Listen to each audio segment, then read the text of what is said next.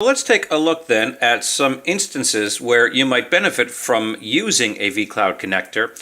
And we'll start with moving packaged applications to the hybrid cloud.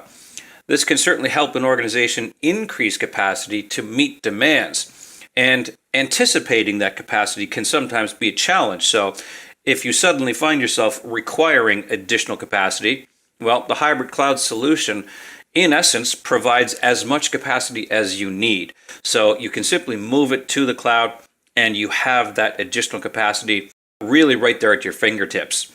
And because vCloud Hybrid Service supports various applications and operating systems to run on vSphere, the applications can be used through the cloud really without any kind of reconfiguration, without losing any security, without decreases in availability or performance. And in fact, when it comes to getting those additional resources from the hybrid cloud, you can get as much as you need. So chances are you would in fact increase the availability and the performance. So you certainly get some advantages by moving that application out into the cloud. Deployment of web and e-commerce applications helps to facilitate compliance and dynamic resource requirements.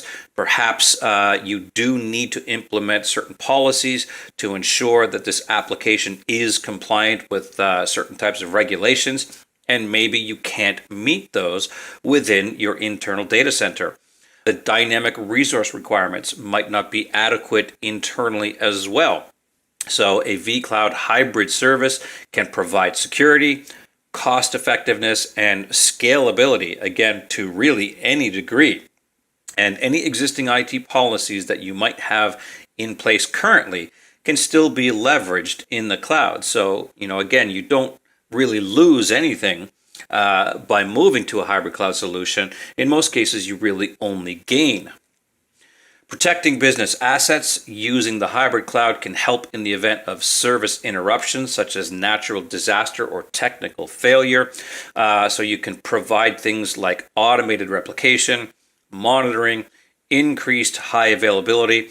In essence, you can treat the hybrid cloud as a second data center. Call it a hot site, a warm site, anything along those lines, but you can simply move whatever workloads, whatever resources you have in the data center to the hybrid cloud at any point in time. So it really can be treated like a second site. And finally, cost management. It offers a method of reducing cost for data center requirements, such as in situations where more space is required.